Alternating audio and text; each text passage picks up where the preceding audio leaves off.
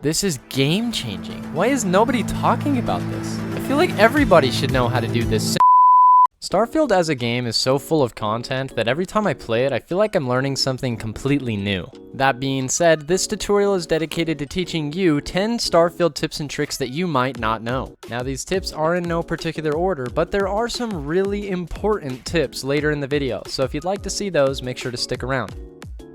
In regards to one of the most useful skills in Starfield, the description on how to rank it up is completely unclear. The challenge says to use all available oxygen a set amount of times, but what it really should say is to fill the O2 bar up with CO2.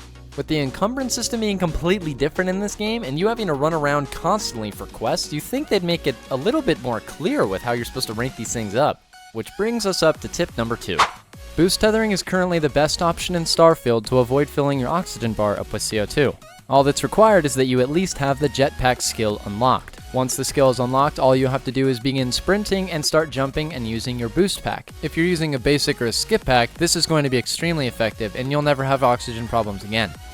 The mining indicator is something that not enough people are talking about, especially because some content already covers what it's used for. By pressing the left trigger or the right mouse button, you'll begin charging up the cutter, which makes mining way faster. Just like subscribing and giving me feedback charges me up to make new and better videos. Beds can be found everywhere in Starfield, and the best part about them is that they give buffs, they heal status effects, as well as they can cure injuries in the game. After sleeping, you'll get a 10% XP buff in the game, and if you've romanticized one of your companions, you'll actually get 15% instead. We spend a ton of time in menus in this game, so one really helpful tip is actually being able to travel straight to locations from the quest menu, either by using R on keyboard and mouse, or using Y with the controller. Now, if you'd prefer to just jump straight to the location rather than looking at it on the map, you can actually do the set course option. This will put you as close to the quest target as possible, so you don't have to go around through more menus. Yet another ability locked behind skill points, we have stealth. Now, whether you use stealth all the time or you haven't used stealth yet, make sure if you're ever going to do stealth that you take off your spacesuit. This will significantly decrease the amount of noise you generate in-game, which makes you much more effective at sneaking. Capturing ships is a great way to help you upgrade when you're first starting off in Starfield. In fact, there's missions all the time on these mission boards that help you find ships to claim. Once you arrive at one of these claimable ships, you'll want to use the Target Subsystems ability, specifically targeting the engines. Once the engines are now disabled, you will gain the ability to dock with the ship. Once docked, you'll then board the ship, making your way towards the cockpit where you'll eliminate a bunch of crew along the way. From there, you'll want to select and sit down in the pilot seat, which will start the claiming process for the vessel.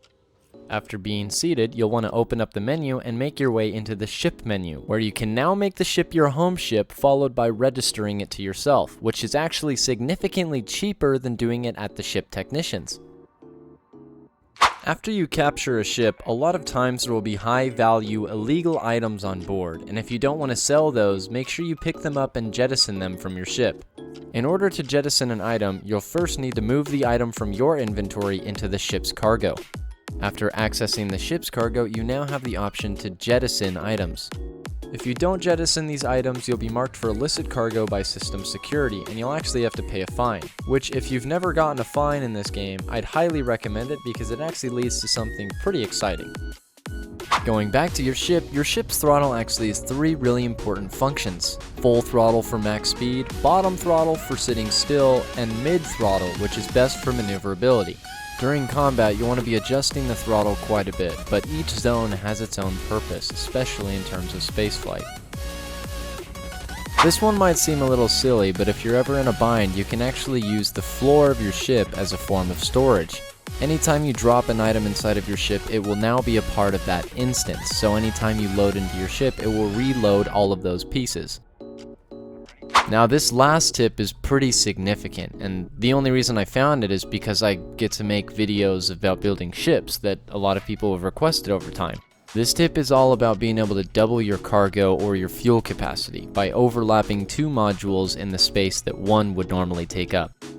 Now, at first glance, this might seem a little complicated, but as long as you follow along, it's actually pretty easy, and you'll definitely be able to include it in any type of ship that you build. In order to show it the best way I can, I created this little model to show you how you're going to interlock the 2 pieces together. From here, you'll select your desired cargo or fuel container, but it has to be flippable or rotatable, or else it won't work at all for this workaround.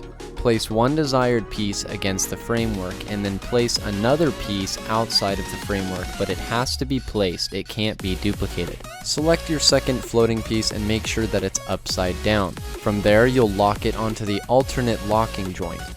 Rotate the piece until it shows up that it's lined up with your other piece. Now cancel it and it should lock itself into place.